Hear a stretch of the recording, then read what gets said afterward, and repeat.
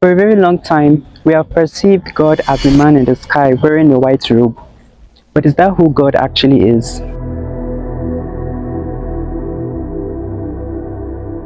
If you are not open to the idea of spiritual awakening, then this video is not for you. This video is for those curious and open to the idea of awakening, spiritual guidance, exploring the mysteries of the universe, and exploring why the there is. First of all, the concept of God varies from religion to religion and culture to culture. Many believe there to be one God, many believe there to be many. For the sake of this, let's refer to God as the creator because even polytheistic religions believe in a creator God. So, are we really gods? Mythologies across the world with recurring patterns have the answer. We often miss these answers because we have an exoteric understanding of these mythologies and religions. By exoteric, I mean we understand from the way 90% of the world understands them through their most literal sense. But you must know that sometimes, if there are accounts of a man who ascends into the sky, it doesn't literally mean that there was a man who ascended into the sky.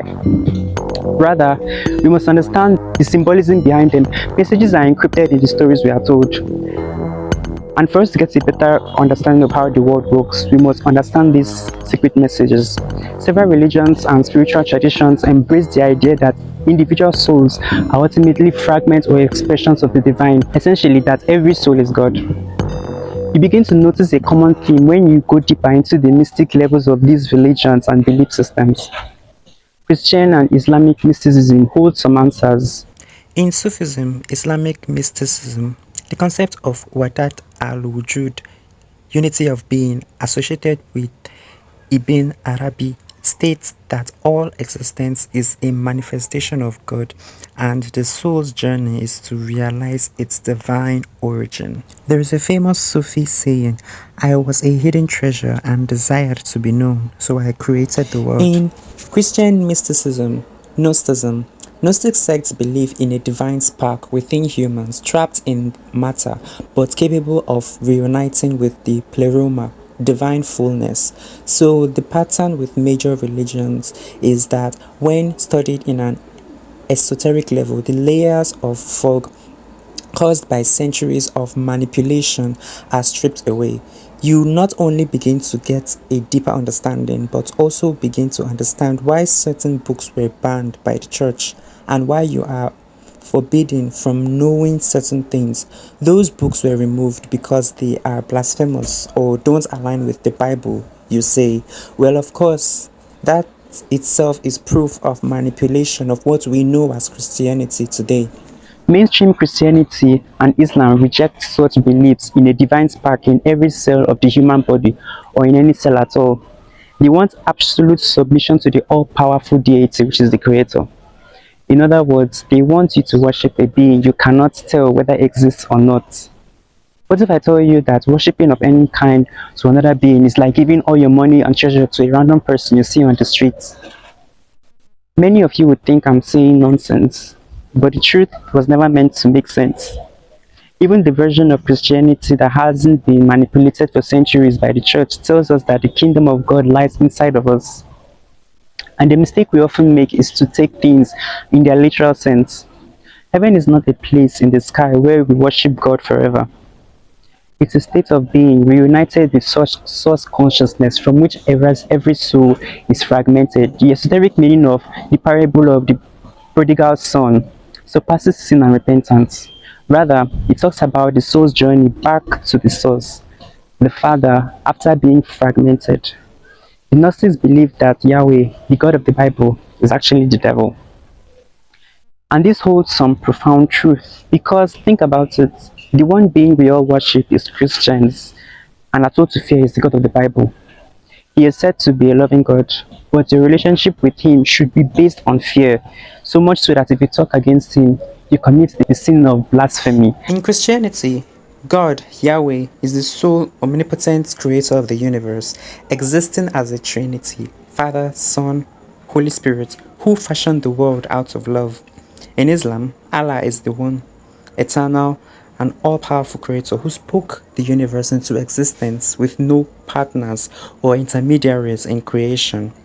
Buddhism generally rejects the idea of a permanent creator god, though some traditions acknowledge Brahma, a transient deity, or see the universe as a cyclical without a single creator.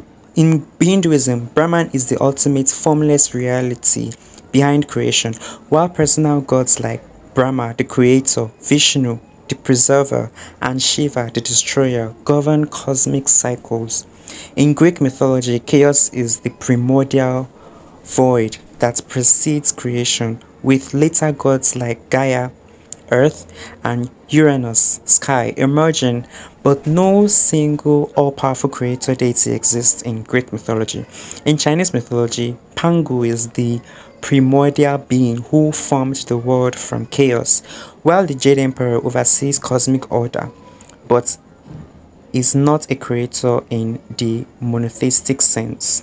In Egyptian mythology, Atum or Ra-Atum is the self-created sun god who brought order from none, primordial waters, generating other gods and the world. In Mesopotamian mythology, the pantheon is led by Anu, the sky god, but creation is attributed to beings like Enlil or Marduk in the Enuma Elish, who shaped the world from chaos, which is Tiamat. So in all this, you can see the pattern of chaos being the formless void, being emptiness, basically, the void. And then there is a spark of creation into being. There's a spark, and this is reflected and this aligns with the beliefs in the Big Bang. Mainstream Christianity makes Gnostic beliefs seem satanic, but the reverse is the case. As a sovereign being, if you get to know how powerful you are, you would not bow to worship any other being. Many people run to Christianity because of the fear of the spiritual. And this is understandable. That is why I keep saying, they use fear to control you, to keep you from knowing who you truly are. And that is the microcosm, which is the part of the all, and the all is God. Imagine you as a human made up of cells. From the hair on your head to the toenails on your foot, you are composed entirely of cells. One of those cells cannot make you alone, it needs many others. So one of those cells is the microcosm, and you, being made of many cells, are the macrocosm. That is the best way to understand what God truly is, the collection of all souls put together. The all that makes up the universe. This aligns with beliefs in the Big Bang. We all came from the singularity, a source. That is why we are sometimes referred to as the stars. Think of the rocks on the ground, the wind in the air, and other planets as your distant cousins. Our goal is to reunite with the source by attaining unity consciousness. We can do this through gnosis, and that is knowing thyself, knowing or remembering that you are powerful and a sovereign being that has fragmented from the whole, which is God. And although it may take many lifetimes to get there, like the prodigal son, you will eventually return. If this ignited your divine spark, consider subscribing to my channel. Let's bend reality together.